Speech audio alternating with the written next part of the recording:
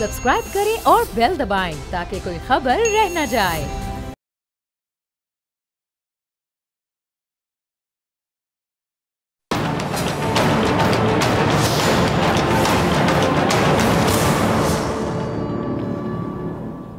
अस्सलामुअलैकुम नाज़रीन, करबो बला के दिन हैं। फ़रात किनारे आले रसूल ने इनकार की कीमत अदा की है।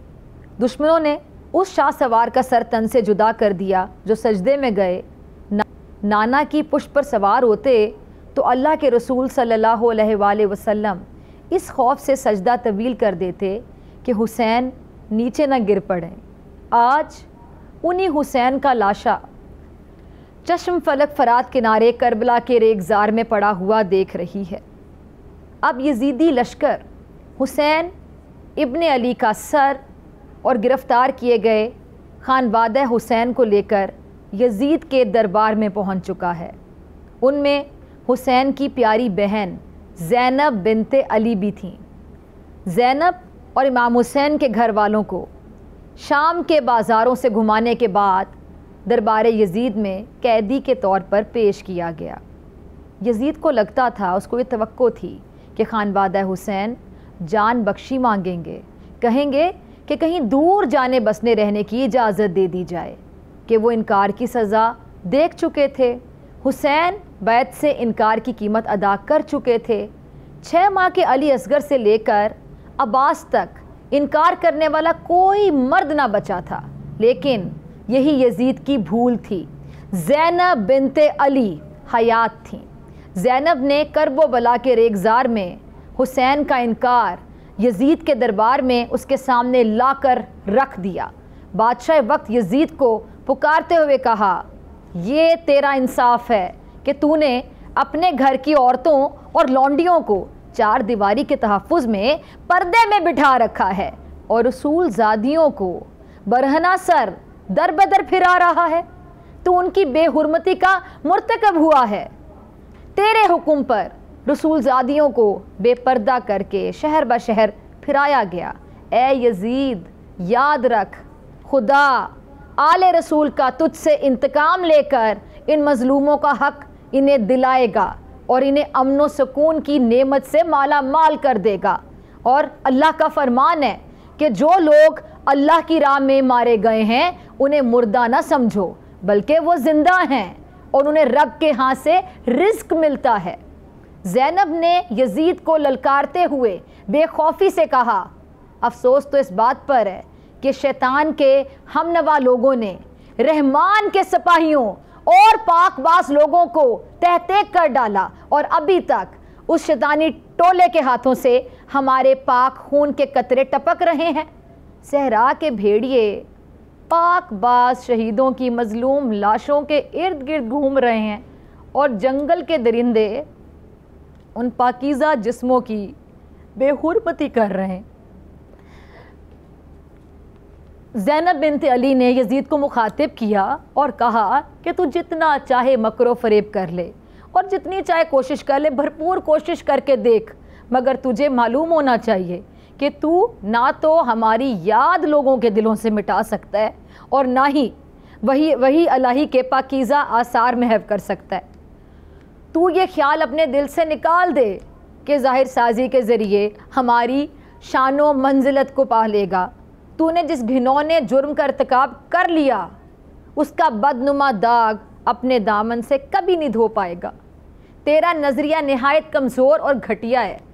तेरी हुकूमत की गिनती के चंद दिन बाकी रह गए हैं, सिर्फ चंद दिन। तेरे सब साथी तेरा साथ छोड़ जाएंगे और तेरे पास उस दिन हसरत और परेशानी के सिवा उस दिन कुछ नहीं बचेगा, जब मनादी निदा करेगा कि जुल्म सितमगर लोगों के लिए खुदा की लानत है। कहते हैं कि सैयदा ज़ैनब का खुतबा सुनकर यजीद सख्ते में आ गया। वो बावजूद ताकत और इख्तियार के एक लफ्ज़ न बोल सका। हुसैन इब्ने अली ने करबला में जिस इनकार को अपने खून से, अपने लहू से सेंचा था, वही इनकार यजीद के दरबार में आ पहुंचा था और रहती दुनिया तक ये इनकार रोशन और सलामत रहेगा। और सलामत है جو جد و جہد کرنے والوں کے لیے سمندر کنارے لائٹ ہاؤس اور آسمان کا چمکتا ستارہ ہے، جسے دیکھ کر راہ حق کے راہی منزل کی طرف بڑھتے چلے جاتے۔ اس پہ بات کرنے کے لیے میرے ساتھ معزز مہمان موجود ہیں، مفتی فضل سبحان صاحب، بہت شکریہ آپ کا مفتی صاحب وقت دینے کے لیے، جوائن کرنے کے۔ علامہ شبیر میسمی صاحب، آپ کا بھی بہت شکریہ وقت دینے کے لیے، جوائن کرنے کے لیے۔ سب سے پہلے میں مفتی صاحب آپ سے شروع کرنا چاہوں گی۔ مفتی صاحب، آج 10 محرم ہے اور ہم ہر سال 10 محرم کی مناسبت سے پروگرام کرتے بھی ہیں۔ میں بڑی کوشش کرتی ہوں کہ میں ہر سال 10 محرم پہ کرنٹ افیئرس کی بجائے، جو میرا ایک ٹاک شو ہے اس کی بجائے محرم کے حوالے سے بات کروں۔ آپ جیسے جو علماء کرام ہیں ان سے سیکھنے کا بھی موقع ملتا ہے، مستفید ہوتی ہوں اور کوشش کرتی ہوں کہ اس پلیٹ فارم سے جتنے لوگ اس حوالے سے جان سکیں۔ لیکن ہر سال میرے ذہن میں سوال یہ رہ جاتا ہے کہ ہم بات کرتے ہیں کربلا کی، ہم بات کرتے ہیں 10 محرم کی، ہم بات کرتے ہیں اس دن کی، اس کی فضیلت کی، اہمیت کی، کتنی بڑی قربانی تھی، لیکن مفتی صاحب ہم پوری زندگی میں اگر دیکھیں کیا ہم اس فلسفے کو امپلیمنٹ کرتے ہیں؟ کیا ہم اگر اپنے گریبانوں میں جھانک کر دیکھیں تو کیا ہم اس قربانی کو واقعی سمجھتے ہیں؟ علامہ صاحب۔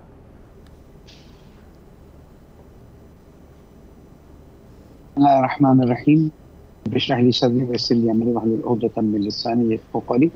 بہت شکریہ کہ آپ نے 10 محرم الحرام کے لیے ایک گفتگو کا موقع فراہم کیا۔ اللہ تعالیٰ بول ٹیلی ویژن کے تمام ذمہ داروں کی توفیقات میں اضافہ فرمائے۔ لیکن سب سے پہلے تو ہمیں سمجھنا ہوگا فلسفہ قیام امام حسین علیہ السلام کیا ہے۔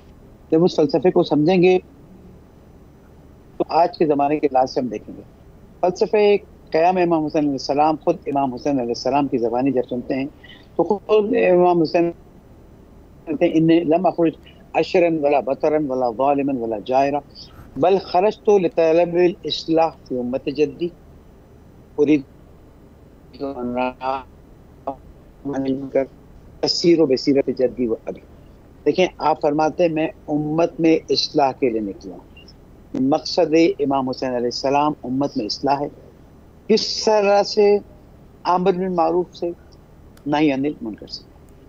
امر بالمعروف اور نہی عن المنکر وہ وظیفہ ہے جو قرآن مجید نے پوری امت پر فرض کیا۔ یہ کب فرض ہوتا ہے؟ یہ اس وقت فرض ہوتا ہے خرابیاں ظاہر ہوتے ہیں۔ ایک وقت امت میں اس وقت شاید امر بالمعروف اور نہی عن المنکر اس طرح سے فرض نہ ہو جائے جس طرح سے خرابیاں برائیاں ظاہر ہوتی ہیں۔ امام حسین علیہ السلام نے اپنے زمانے میں دیکھا کہ جو احکام قرآن مجید ہیں، جو احکام الہی ہیں، جو سنت رسول اکرم حضرت محمد مصطفیٰ صلی اللہ علیہ وآلہ وسلم ہے، یہ اب امید تک یہ ختم ہونی اور الگ الگ راستوں پر جا رہے ہیں۔ اس وقت امام حسین علیہ السلام نے قیام فرمایا اور قیام کے کو امت اصلاح چاہتا ہوں، اصلاح کا طریقہ بھی امر بالمعروف اور نہی عن المنکر سے۔ اور سیرت میں دنیا میں آ کے دیکھیں تو برائیاں فساد پھیل چکے اور امت حضرت محمد مصطفیٰ صلی اللہ علیہ وآلہ وسلم قرآن مجید کی تعلیمات سے کوسوں دور چلی گئی، سنت حضور اکرم صلی اللہ علیہ وآلہ وسلم کو بھلا چکی۔ ہمارے پاس جو صورتحال ہے اس میں ہر برائی جس کی توقع نہیں کی جا سکتی تھی، میں اس کی ڈیٹیلز میں نہیں جاؤں گا تاکہ ہر ایک کو موقع ملے، ہر برائی جس کو قرآن مجید نے برائی کہا، ہر برائی جس کی نشاندہی اللہ سبحانہ وتعالیٰ کے آخری نبی، آخری پیغمبر، حبیب الہی موجود ہے، امت میں جب موجود ہے تو اب کربلا کی رسم کو ادا کرتے ہوئے ہمیں بھی امر بالمعروف اور نہی عن المنکر کرنا ہوگا۔ لیکن امر بالمعروف اور نہی عن المنکر کا مطلب یہ نہیں ہے کہ میں ڈنڈا لے کے کھڑا ہو جاؤں، تم یہ کرو، تم یہ مت کرو، نہیں۔ جو طریقہ قرآن مجید نے اللہ سبحانہ وتعالیٰ نے ہمیں بتایا ادعو الی سبیل ربک بالحکمت والموعظۃ الحسنہ، حکمت کے ذریعے، حکمت وہ پازیٹیو ایٹیٹیوڈ ہے جس سے ہر عقل مند انسان سننے اور سمجھنے کے لیے تیار ہو جائے گا۔ والموعظۃ الحسنہ، آپ کا موعظہ بھی ہو تو اتنا نرم ہو، اتنا خوبصورت ہو کہ دلوں کو کھینچ۔ دیکھیں نا حضور اکرم حضرت محمد مصطفیٰ صلی اللہ علیہ وآلہ وسلم نے مکے جیسی جگہ پہ جہاں پر پتھر دل لوگ رہتے تھے، اس طرح سے تبلیغ کا طریقہ شروع کیا کہ پتھر لوگوں کے دل نرم ہونا شروع ہوئے اور دین کی طرف آنا شروع ہو گئے۔ آج بھی ہمارے زمانے کے لوگ پتھر دل نہیں ہیں، لیکن راستہ بھٹک چکے ہیں۔ ہمیں اس راستے کی طرف بلانے کے لیے قرآن اصول پہ چلنا ہوگا۔ ٹھیک ہے جی مفتی صاحب، میں آپ کی طرف آنا چاہوں گی۔ مفتی فضل سبحان صاحب، آپ نے علامہ شبیر معصومی صاحب کو بھی سنا، تو مفتی صاحب آج کے دن کی مناسبت سے آپ کن الفاظ کے ساتھ اپنے جذبات کا اظہار کرنا چاہیں گے؟ احمدہ و نصلی علی رسولہ الکریم۔ دیکھیں جی، قرآن کریم میں جتنے بھی واقعات ہیں، قصص ہے، امثال ہیں، وہ عبرت کے لیے ہے، تذکرہ کے لیے ہے۔ اور رسول اللہ صلی اللہ علیہ وآلہ وسلم نے بھی اپنی تعلیمات میں اس بات کو اجاگر کیا کہ ہمارا مقصود عمل ہو، پریکٹیکل لائف کے اندر اپنی زندگی کو سانچے میں ڈھالنا ہو۔ حضرت حسین رضی اللہ عنہ جو جنت کے جوانوں کے سردار ہیں، جن کی پیدائش کی خوشخبری آقا نے دی، پیدائش کے بعد منہ میں گھٹی آقا نے دی، کان میں اذان آقا نے دی، اور پھر اس کے بعد انگلی پکڑ کر چلایا اور نام آقا نے رکھا، عقیقہ آقا نے کیا، اور ساری تربیت آغوش نبوت میں ہوئی۔ لیکن وہ اگر قیام انہوں نے کیا ہے تو وہ ظلم کے خلاف کیا ہے اور وہ انصاف فراہم کرنے کے لیے کیا ہے۔ چونکہ رسول اللہ صلی اللہ علیہ وسلم کا یہ فرمان ان کے ذہن میں تر و تازہ تھا، افضل الجہادی من قال کلمۃ حق عند سلطان جائر، کہ افضل ترین جہاد ظالم جابر بادشاہ کی آنکھوں میں آنکھیں ڈال کر حق بات کو بیان کرنا۔ اور خود رسول اللہ صلی اللہ علیہ وسلم نے حضرت حسین رضی اللہ عنہ کی شہادت کی پیشن گوئی فرما دی تھی کہ جب ام فضل رضی اللہ عنہ نے حضرت حسین رضی اللہ عنہ کو آقا کی گود میں رکھا تو آقا آبدیدہ ہو گئے، آنکھوں میں آنسو آ گئے، اور استفسار کرنے پر فرمایا کہ ابھی جبرائیل امین نے آ کر مجھے یہ اطلاع دی کہ آپ کی امت آپ کے اس نواسے کو شہید کر دے گی، اور وہ کربلا کی مٹی بھی دکھائی گئی۔ لیکن اللہ کے رسول صلی اللہ علیہ وسلم نے ان کی تربیت ایسی کی تھی کہ گلشن اسلام کی آبیاری کے لیے اہل بیت کا اور آل رسول کا خون بھی استعمال ہوگا۔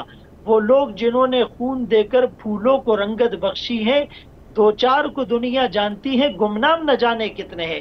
تو ہم بھی آج یہ عزم کریں کہ ہم نے حضرت حسین رضی اللہ عنہ کی شہادت کے پس منظر اور واقعات کو بیان کرنے کے ساتھ ساتھ ان کی سیرت کو اپنانا ہے۔ ان کی سخاوت اس درجے کی تھی کہ ایک سائل کو 200 درہم دے دیے۔ ان کی تواضع اس درجے کی تھی کہ فقراء کے ساتھ بیٹھ کر کھانا تناول فرما لیا ہے۔ اور ان کے اندر جو ہے وہ جو جذبہ تھا لوگوں کی عزت افزائی کا، وہ اتنا تھا کہ جب کربلا کے حالات سامنے آئے کہ انہوں نے مسلم بن عقیل رضی اللہ عنہ اور ان کے ساتھیوں کو اور گھرانے کو شہید کر دیا، تو اپنے ساتھیوں کو کہا کہ حالات بدل چکے ہیں، پہلے جنگ کی نیت نہیں تھی، لیکن اگر تم میں سے کوئی واپس جانا چاہے تو وہ چلا جائے، اور چراغ بھی بجھا لیا کہ ایسا نہ ہو کہ کوئی شرم کی وجہ سے نہ جا سکے۔ تو وہاں پر بھی کسی کی انسلٹنگ اپروچ نہ کی۔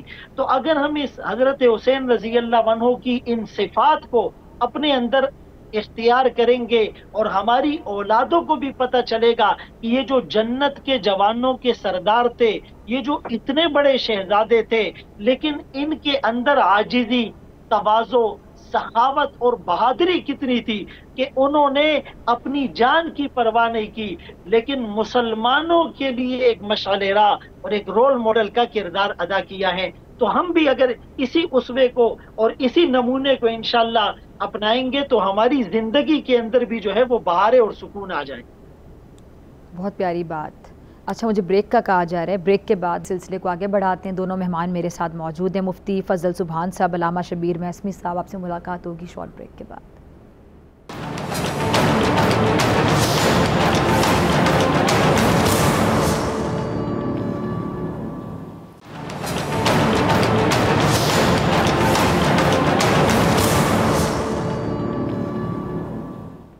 ویلکم بیک ناظرین. دونوں مہمان میرے ساتھ موجود ہیں، مفتی فضل سبحان صاحب، علامہ شبیر محسمی صاحب. آپ دونوں کے وقت ہے، ایک بار پھر سے بہت شکریہ.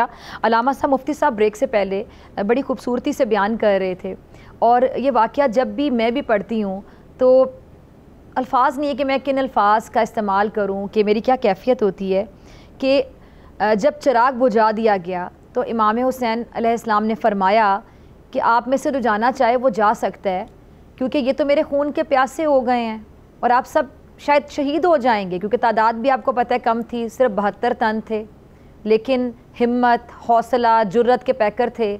اللہ تعالیٰ کی رضا، ایمان والے اللہ تعالیٰ کی رضا کے لیے وہاں پہ موجود تھے. اور دوسری طرف تعداد بہت زیادہ تھی، لیکن وہ ہمت، وہ حوصلہ نہیں تھا، ڈرے ہوئے تھے، خوف زدہ تھے. جب چراغ بجھا دیا گیا، اس میں بھی ایک بڑا اچھا ایک میسج ہے کہ تاکہ پردہ بھی رہ جائے، کوئی شرمندہ بھی نہ ہو کہ اگر کوئی جانا چاہتا ہے میدان جنگ سے تو اندھیرے میں چلا جائے، کہ اس کی عزت بھی رہ جائے. یہ کتنا پیارا میسج ہے. لیکن جب چراغ جلایا گیا تو کوئی بھی وہاں سے نہیں گیا. تمام اصحاب، تمام لوگ جو وہاں پہ موجود تھے، تمام ساتھی وہ موجود تھے. انہوں نے کہا کہ ہم آپ کے ساتھ ہیں امام حسین، ہم آپ کے ساتھ ہیں، ہم کہیں نہیں جا رہے. میں چاہتی ہوں ذرا آپ بھی اس پہ روشنی ڈالیے. بہت خوبصورت بیان تھا مفتی فضل اندر صاحب کا. میں اس بات کو آگے بڑھاؤں کہ دیکھیں، دین اسلام میں نے لا اکراہ فی الدین، دین اسلام میں کسی قسم کا جبر نہیں ہے. ہر چیز اختیار کے ساتھ ہوگی تو اس کی فضیلت ہوگی، اس کی اہمیت ہوگی. اور اسی چیز کو امام حسین علیہ السلام کے نانا نے عملی کر کے بتایا، امام حسین علیہ السلام کے بابا نے عملی کر کے بتایا، امام حسین علیہ السلام کے بڑے بھائی امام حسن علیہ السلام نے عملی کر کے بتایا. ہر موقع پر جب بھی کوئی ایسی صورتحال آئی واضح کر دی ہے کہ چلنا چاہتے ہو تو چلو، اختیار کے ساتھ چلو تاکہ تمہیں اجر ملے، سمجھ کے چلو تاکہ تمہارا ثواب ہو. یہی عمل شب عاشور امام حسین علیہ السلام نے تاریخ میں لکھوانے کے لیے کیا کہ کل کو یہ نہ کہیں کہ وہ مجبور تھے. وہ ایک جملہ ہے کہ سودر واسی میں وہ بیٹھے رہے، نہیں، امام علیہ السلام نے خیمے میں اپنے اصحاب کو جمع کیا، ایک فصیح و بلیغ خطبہ بیان کرنا، اور اس کے بعد کہا کہ میں تو دین کے لیے جا رہا ہوں، اور یہ جو سامنے وہ میرے خون کے پیاسے ہیں، تم سے ان کو کوئی کام نہیں، تم لوگ چلے جاؤ. پھر جب نہیں جا رہے ہیں تو چراغ بجھا دیا. جب چراغ بجھا کے جلایا تو جناب حبیب بن مدارک کھڑے ہوئے اور کہا، اے نواز رسول، اے جنت کے جوانوں کے سردار، ہم آپ کو اکیلا چھوڑ کے کیسے جائیں. یہاں پر ایک جملہ ہمیں اور بھی ملتا ہے کہ اگر تمہیں اکیلے جاتے ہوئے شرم آتی ہے تو اہل حرم کو بھی ساتھ لیتے جاؤ تاکہ تمہارے لیے عذر ہو جائے. وہاں بھی انہوں نے کہا کہ ہم آپ کا ساتھ نہیں چھوڑیں گے یہاں تک کہ شہادت ہمیں مل جائے. اس پر امام حسین علیہ السلام نے کہا کہ تو پھر سن لو، تم سب کو جنت کی بشارت، جنت کے جوانوں کے سردار، حوض کوثر کے مالک، ان کے بابا، ان کے نانا. تو اب وہ خوشخبری سنا رہے ہیں. نتیجہ یہ ہوا کہ اصحاب کے چہرے کھل گئے کہ ہم دین اسلام کی حفاظت کے لیے. یہاں پر یہ سوال پیدا ہوتا ہے کہ اسلام کہاں رسول قربانی دینے کے لیے کھڑے ہو گئے ہیں تاکہ قیامت تک پتہ چلے کہ اسلام میں یہ مسائل پیدا ہو گئے تھے. ان کی اصلاح کے لیے میں نکلا ہوں. اور پھر ہم دیکھتے ہیں کہ روز عاشور، جیسے کہ آج ہم ان کی یاد مناتے ہیں، کہ روز عاشور امام حسین علیہ السلام نے ایک شہید کے جسد مبارک پر جا کر اس سے مبارکباد دی. امام علیہ السلام نے بھی قربانی دی. مفتی صاحب، میں آپ کی طرف آنا چاہتی ہوں. مفتی صاحب، آج کے زمانے میں اگر ہم بات کریں، کربلا کا ایک پیغام تھا جو کہ رہتی دنیا کے لیے تھا اتنی بڑی جو قربانی تھی وہ رہتی دنیا تک ایک میسج تھا. آج بھی ہم یاد کرتے ہیں اتنے 100 سال گزر جانے کے بعد بھی, اور وہ واقعات ایسے لگتے ہیں کہ جب ہم ذکر کر رہے ہوتے ہیں جیسے کل کے واقعات ہیں, اور ایسی کیفیت طاری ہو جاتی ہے کہ ہر مسلمان کا دل خون کے آنسو روتا ہے, اور وہ تکلیف جو ہوتی ہے, اذیت ہوتی ہے, وہ جو ایک کرب ہوتا ہے, وہ شاید بیان بھی نہیں کیا جا سکتا الفاظ میں. اور اگر الفاظ میں بیان بھی میں کروں تو شاید میرے پاس اتنے الفاظ نہیں ہیں کہ میں انصاف کر سکوں کہ میں اس کرب کو, اس تکلیف کو, اس اذیت کو بیان کر سکتی ہوں یا نہیں کر سکتی جب بھی ہم کربلا کے واقعات پڑھتے ہیں یا سنتے ہیں یا دوسروں کو بتاتے ہیں. ابھی اگر ہم غزہ کی صورتحال دیکھیں, کشمیر کی صورتحال دیکھیں, جہاں جہاں مسلمان تکلیف یا اذیت سے گزر رہے ہیں, تو یہ سوال میں اکثر اٹھاتی ہوں کہ غزہ کی صورتحال کو دیکھتے ہوئے ہم دیکھتے ہیں کہ یہاں پہ کربلا کا اگر میسیج ہم یاد رکھیں, مسلمان کیا اتنے بے بس ہو گئے ہیں کہ اتنے ممالک ہیں, مسلم ممالک, جن میں سے بہت سے ایسے ہیں جو کہ طاقتور ممالک ہیں, جو کہ سٹینڈ لے سکتے ہیں. وہاں پہ جو نسل کشی ہو رہی ہے مسلمانوں کی غزہ میں, بچوں کو دیکھ لیں کہ 16,000 سے زیادہ بچوں کی شہادتیں ہو چکی ہیں, 11,000 خواتین ہیں جو دنیا سے چلی گئی ہیں, تقریباً 40,000 کے قریب شہادتیں پہنچنے کو ہیں, 38,000 سم تھنگ جو لاسٹ فگر چل رہا ہے. تو کیوں مسلمان اتنے بے بس ہیں یہاں پہ؟ کیا یہ میسیج ہمیں ہیلپ کرتا ہے؟ دیکھیں, سب سے پہلے تو ڈاکٹر فضا میں آپ کو خراج تحسین پیش کرتا ہوں کہ آپ نے اتنے اہم ایشو کو اتنے ریلیونٹ انداز سے جو ہے وہ جوڑا ہے. آج ہماری بدقسمتی یہ ہے کہ ہم صرف واقعات کو بیان کرتے ہیں اور آگے گزر جاتے ہیں. یعنی وہ فیلنگز اور وہ احساس, اخوت اس کو کہتے ہیں, چوبے کانٹا جو کابل میں, تو ہندوستان کا ہر پیر و جواں بےتاب ہو جائے. خنجر لگے کسی کو تڑپتے ہیں ہم میر, سارے جہاں کا درد ہمارے جگر میں ہے. آج اگر مسلمان حسینی سیرت کو اپنا لے تو فلسطین کے اندر کلمہ پڑھنے والے یہ فیگر 50,000 کے قریب بتایا جاتا ہے, لیکن تعداد لاکھوں میں ہے, جس میں 60% معصوم بچے اور بے گناہ خواتین ہیں.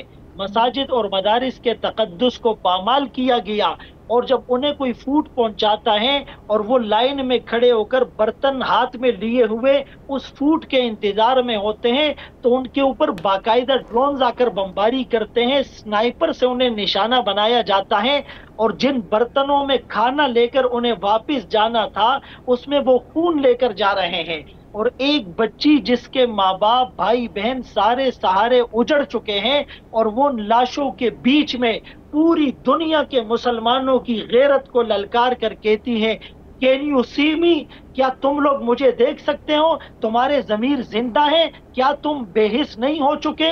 58 اسلامی ممالک, 2 ارب مسلمان یہ خاموش تماشائی بنے ہوئے ہیں. اگر ان میں حسینیت کا جذبہ جہاد ہوتا تو یہ الجہاد ماضٍ الی یوم القیامہ کا مصداق جو مجاہدین وہاں لڑ رہے ہیں, یہ مسلم حکمران کم از کم ان کی مدد تو کرتے, ان کا تعاون تو کرتے. اور ہم چند ویڈیوز دیکھ کر تھوڑا سا دل غمگین ہوتا ہے, اس کے بعد آگے چلے جاتے ہیں, ہم دوسری ویڈیوز دیکھ لیتے ہیں. ہمارے کھانے میں فرق نہیں آیا, ہمارے پینے میں فرق نہیں آیا, ہماری نیند میں, ہمارے بزنس میں, ہماری عید میں اور ہماری شاہ خرچیوں میں فرق نہیں آیا. تو اسی لیے اس وقت اس مسلم معاشرے کے لیے یہ ایک بہت بڑا چیلنج ہے. ہم سب بحیثیت مجموعی بہت بڑے گناہ کے مرتکب ہوئے ہیں. قرآن کریم میں اللہ فرماتے ہیں, ما لکم, تمہیں کیا ہو گیا, لا تقاتلون فی سبیل اللہ, تم اللہ کے راستے میں قتال نہیں کرتے, والمستضعفین من الرجال والنساء والولدان, جبکہ کمزور مرد, عورتیں, بچے پکار کر کہتے ہیں, ربنا اخرجنا من هذه القرية الظالم اهلها, اللہ ہمیں ظالموں کی بستی سے نکال, ہمیں مددگار بھیج. آج اگر محمد بن قاسم ہوتے, صلاح الدین ایوبی ہوتے, خالد بن ولید ہوتے, حضرت حسین رضی اللہ عنہ اور حضرت عمر فاروق رضی اللہ عنہ, اور یہ بڑے بڑے جلیل القدر صحابہ ہوتے, تو کیا وہ ان چیزوں کو برداشت کر لیتے؟ اسی لیے ہم وقت اللہ کے سامنے گڑ گڑائیں, توبہ بھی کرے, اور ان کی سفارتی طور پر, اخلاقی طور پر, مالی طور پر ہر طرح سے مدد کرے. ورنہ ہم اللہ کے رسول صلی اللہ علیہ وسلم کو منہ دکھانے کے قابل نہیں۔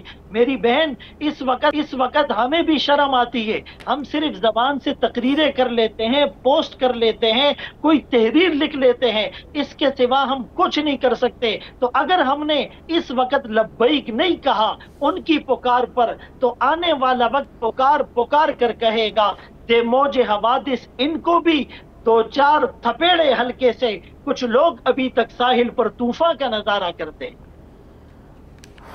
علامہ صاحب، میں آپ کی طرف آنا چاہتی ہوں، یہی دردناک، تکلیف ناک، اذیت ناک سوال لے کے جس کو پوچھتے ہوئے شاید میں پہلے سے کہہ رہی ہوں کہ مجھے نہیں لگتا کہ اس کا کوئی جواب کسی کے پاس ہے۔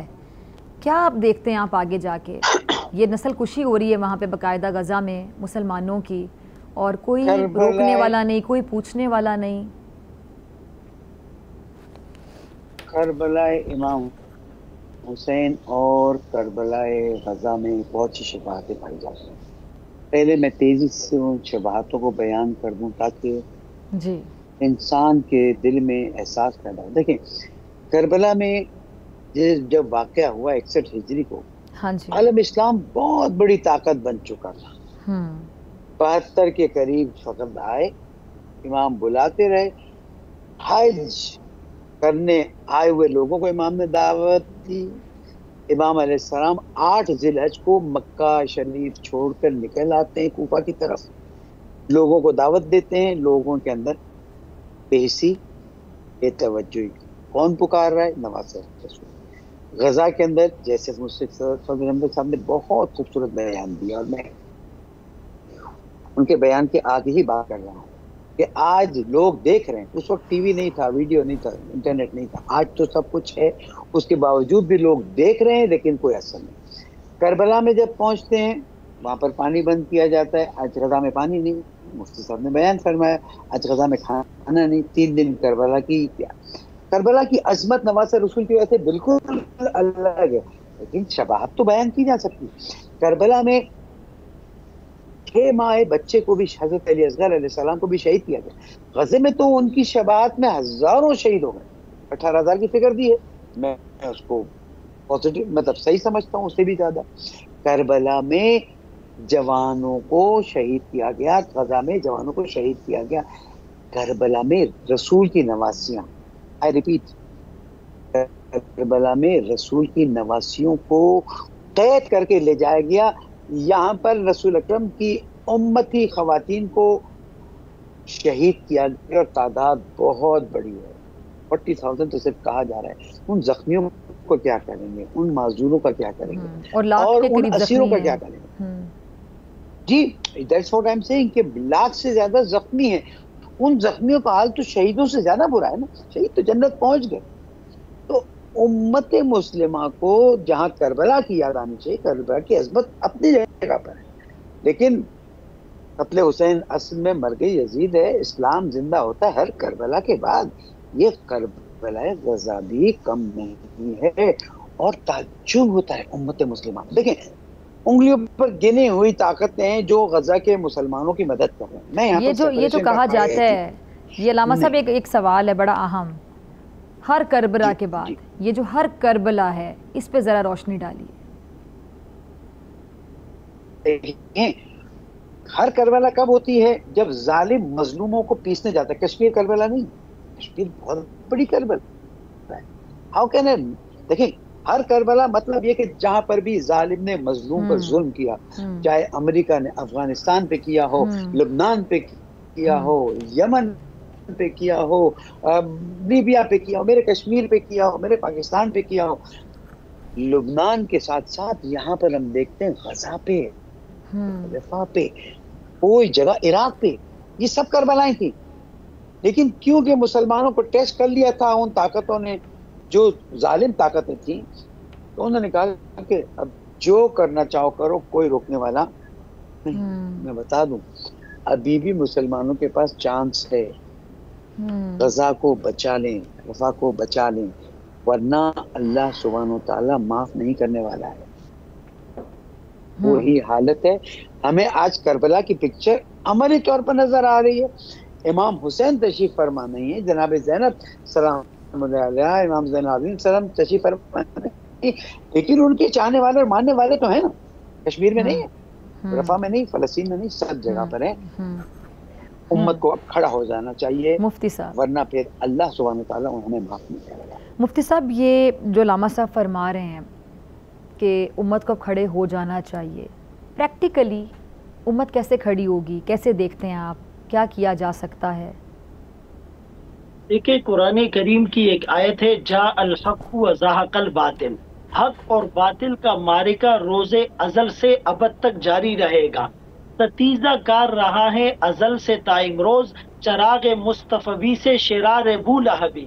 خود رسول اللہ صلی اللہ علیہ وسلم کا کردار، پھر صدیق اکبر رضی اللہ عنہ کی خلافت میں جن لوگوں نے زکوٰۃ دینے سے انکار کیا، پھر حضرت عمر فاروق رضی اللہ عنہ کو مسجد نبوی میں نماز کی حالت میں شہید کرنا، پھر حضرت عثمان رضی اللہ عنہ کے خلاف خارجیوں کا فتنہ اٹھنا، پھر حضرت علی رضی اللہ عنہ کی شہادت، اس کے بعد حضرت حسن رضی اللہ عنہ کو زہر دینا، اور پھر حضرت حسین رضی اللہ عنہ کا واقعہ، تو یہ ایک لڑی تھی جو کافروں کی طرف سے، مشرکین اور منافقین کی طرف سے پروئی جا رہی تھی۔ لیکن اس موقع پر جو صحابہ کرام کی اولادیں تھی، انہوں نے حضرت حسین رضی اللہ عنہ کو بہت سمجھایا اور روکا، اور پھر کہا کہ اگر آپ نے جانا ہی ہے تو آپ اپنے نمائندے اور قاصد کو مسلم بن عقیل رضی اللہ عنہ کو بھیجیے۔ اور پھر بھی صحابہ کے علم میں یہ نہیں تھا کہ یہ لوگ لڑنے کے لیے جا رہے ہیں، ظاہر ہے کہ وہ تو ہزاروں کی تعداد میں خطوط اور لوگ بیعت کرنے کے لیے تیار تھے، لیکن حقیقت میں دیکھیں منافقت ایک سازش ہوتی ہے۔ تو آج کے دور میں مسلم امت کو ڈیوائیڈ کرنے کے لیے، منتشر کرنے کے لیے، کسی کو تیل کا لالچ دیا، کسی کو اکنامکس کا لالچ دیا، کسی کو بزنس کا لالچ دیا، کسی کو اقتدار کا لالچ دیا، اور مسلم حکمران اس وقت ان کے اشاروں پر چل رہے ہیں، ان کی ڈوریں کسی اور کے ہاتھ میں ہیں۔ تو اگر ہم حضرت حسین رضی اللہ عنہ کے اس کردار کو اور اس جرت اور بہادری کو پورے گھرانے کے ساتھ میدان عمل میں اترنا اور معصوم بچوں کی شہادتوں کو برداشت کرنا، لیکن انہوں نے کہا آج اگر ہم اسٹینڈ لیں گے تو آنے والے لاکھوں کروڑوں مسلمان بچ جائیں گے، اور واقعی ان کی شہادت اور قربانیوں کی بدولت سے وہ بچے ہیں۔ تو ہم بھی اسی اسوے کو اختیار کریں، اور خصوصاً اپنے حکمرانوں ہم یہ دعوت فکر دیتے ہیں، خدارا یہ چند دن کی عارضی زندگی ہے، یہ اقتدار اور یہ پروٹوکول اور یہ ڈیزگنیشن، یہ جا اور منصب سب کچھ رہ جائے گا۔ ہم نے حوض کوثر پر حضرت حسین رضی اللہ عنہ کے نانا کا سامنا کیسے کرنا ہے، ان کے مبارک ہاتھوں سے حوض کوثر کے چھلکتے جام کیسے پینے ہیں۔ آج ہم روضہ رسول پر سلام پیش کرتے ہیں، ہم اپنے آپ کو اس قابل نہیں سمجھتے کہ ہماری حیثیت نہیں، ہم نظریں ملانے کے قابل نہیں ہے۔ اسی لیے ایک شاعر نے کہا تو غنی از ہر دو عالم من فقیر، روز محشر عذر ہائے من پذیر، گر تمی بینی حسابم ناگزیر، از نگاہ مصطفیٰ پنہا بگیر۔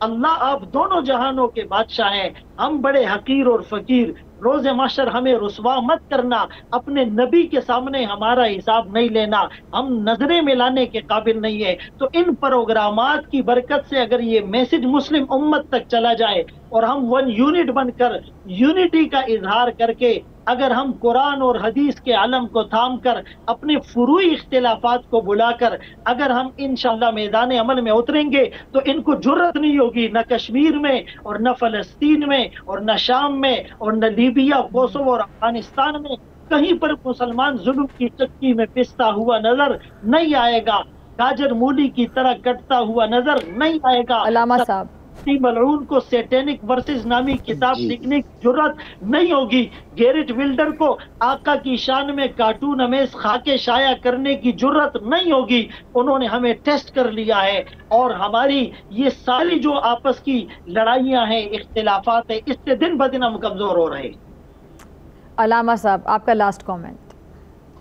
بہت خوبصورت بات ہے، میں عرض کروں کہ ہمیں وجہ دیکھنی ہوگی کہ ہم یا مسلم امہ یا یہ جو بادشاہ و سلاطین ہیں، لیکن امام حسین علیہ السلام نے جب اصحاب بھی شہید ہو گئے امام حسین علیہ السلام کے، اور جوانان بنی ہاشم بھی شہید ہو گئے، تو اکیلے رہ گئے۔ رحمت للعالمین کے نواسے تھے، آپ نے اپنے نانا کا ماما پہنا، اپنے نانا کا پھیٹا باندھا اور نانا کی سواری دی اور تشریف لے گئے جدیدی فوج کی طرف، اور ایک جملہ کہا، یا شیعۃ آل ابی سفیان، اے آل ابی سفیان کے شیعہ، ان لم تکن لکم دینا ولا فکونوا احرارا فی دنیا، اگر تمہارا کوئی دین نہیں ہے، نماز پڑھ لیتے اور تم آخرت کا بھی خوف نہیں رکھتے تو کم از کم دنیا میں تو آزاد رہ جاؤ۔ یعنی تم یہ جو مال و متاع یا ڈر کی وجہ سے ان کی طرف سے آئے ہو، دیکھیں حضرت عمر نے ڈر نکال دیا، آ گئے کچھ اور بھی آئے، تاریخ نے اس کو واضح طور پر بیان نہیں کیا، لیکن کہا کہ اگر تم دین نہیں رکھتے ہو، آخرت کا بھی تمہیں کوئی خوف نہیں ہے، تو کم از کم دنیا میں تو غلامی مت لو۔ امام علیہ السلام کے اس بیان کو سننے والوں نے سنا اور پتھر مارے، وہ نکلا واپس تشریف لیا۔ جناب زینب سلام علیہ پوچھتے ہیں، بھائی آپ گئے تھے نصیحت کرنے کے لیے، یہ کون سا موقع تھا نصیحت کا؟ دیکھو بہن، میں رحمت للعالمین کا نواسا ہوں، ان میں سے ایک بھی اگر جہنم سے جنت کی طرف آ جائے تو یہ میرا ایک بہت بڑا کام ہو جائے گا۔ کیوں؟ اس لیے کہ اگر انہوں نے مجھے شہید کر دیا تو اب ان میں سے کوئی بھی بخشا نہیں جائے گا۔ پھر امام حسین علیہ السلام ایک تاریخی جملہ کہا، بہن نے پوچھا آپ جیسی شخصیت، معصوم امام، آپ کی بات بھی انہوں نے نہیں سنی؟ اب بہن، ان کے پیٹ حرام سے بھرے ہوئے، مائنڈ مائی ورڈز، ان کے پیٹ حرام سے بھرے ہوئے ہیں۔ پیٹ میں جب حرام چلا جاتا ہے، چاہے وہ کمائی حرام ہو، چاہے وہ کھانا پینا نجس ہو، ذبیحہ نہیں ہے، خدا نخواستہ شراب ہے، یہ انسان کی روح پر اثر کرتے ہیں۔ پھر آپ بکرے کاٹیں، آپ انسان کاٹیں، آپ کچھ بھی کاٹیں، اثر نہیں ہوتا۔ امت مسلمہ نے حرام کھانے کی اتنی عادت کر لی ہے کہ اب وہ ذبح ہوتے، بمباری ہوتے، بدن کے پتھر چورتے دیکھتے کوئی احساس نہیں ہے۔ اور میں سمجھتا ہوں کہ اس سال کی عاشورہ کربلا والی عاشورہ سے شباہت رکھتی ہے، اس سے کہ 7 اکتوبر نے دنیا کی سوچ بدلنا شروع کر دی۔ ایک انقلاب اسلامی نے سوچ بدلی تھی، ایک آ گیا، اور بہت خوبصورت بات تھی مفتی فضل کہ اب ایک گروہ تو کھڑا ہو گیا ہے جہاد کے لیے اور مقابلہ کر رہے ہیں، سب کھڑے ہو جائیں اور تمام مسالک اختلاف ختم کریں اور اتحاد و وحدت کے ساتھ امت مسلمہ اسلام کا پرچم بلند کریں۔ مفتی صاحب آپ بھی کچھ کہنا چاہ رہے ہیں؟ جی دیکھیں، قرآن کریم کی ایک آیت ہے، اِلَّا مَن تَابَ وَآمَنَ وَعَمِلَ عَمَلًا صَالِحًا فَأُولَٰئِکَ يُبَدِّلُ اللَّهُ سَیِّئَاتِہِم حسنات، کہ جو لوگ توبہ کر لے، ایمان لے آئے، نیک عمل کرے، اللہ ان کے گناہوں کو نیکیوں سے بدل دیتے ہیں۔ بعض انبیاء کی اولادیں بھی کافر تھی، تو یزید جو ہے اس کے فاسق ہیں، لیکن حضرت امیر معاویہ رضی اللہ عنہ، حضرت ابو سفیان رضی اللہ عنہ، یہ لوگ مسلمان ہو چکے تھے اور ان کا گھرانہ رسول اللہ صلی اللہ علیہ وسلم کی رفاعیت میں آ چکا تھا۔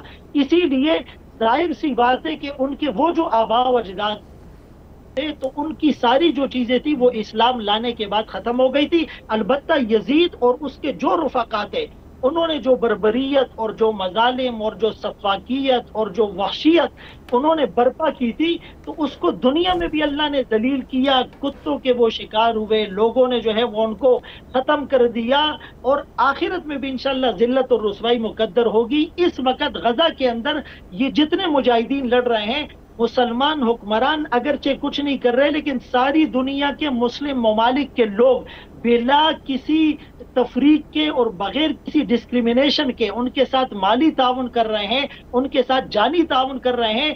تو اگر یہی سلسلہ جاری رہا تو انشاءاللہ کفر کو ناکو چننے چبوانے پر مجبور کیا جائے گا، اور شہادت وہ مسلمان کے لیے ہمیشہ سے تر امتیاز اور فخر کی چیز ہوا کرتا ہے۔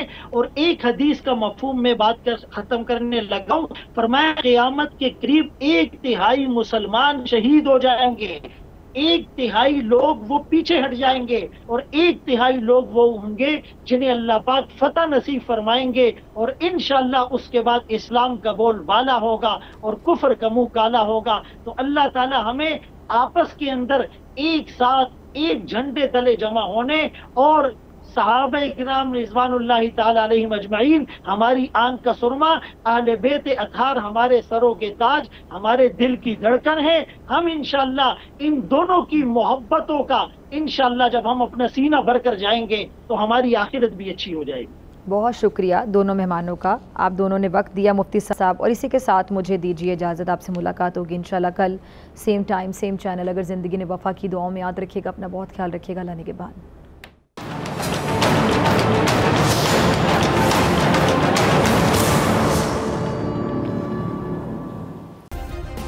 سبسکرائب کریں اور بیل دبائیں تاکہ کوئی خبر رہ نہ جائے۔